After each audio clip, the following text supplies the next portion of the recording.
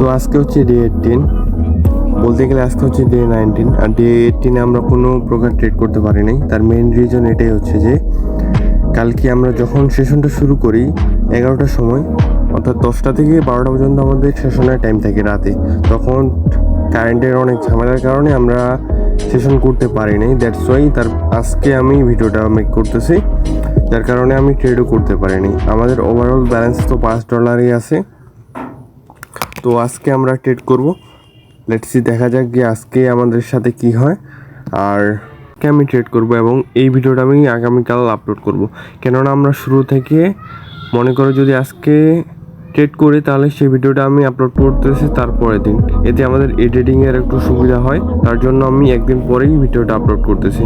কালকে ভিডিওটা আপলোড করব, ওই ভিডিওটা যে ট্রেড করলাম কিনা। আর আজকে যেহেতু আমাদের কালকে ট্রেড করতে পারিনি, ওই হিসেবে আজকে আমরা অবশ্যই ট্রেড করব। আর আমাদের ওভারঅল ব্যালেন্স তো $28 আছে। তো দেখা যাক এটাকে আমরা কতদিন হোল্ড করে রাখতে পারি। আর ভিডিওটা এতক্ষণ দেখার জন্য আপনাদের সবাইকে অসংখ্য ধন্যবাদ জানাই। দেখা হচ্ছে ডে 19-এ।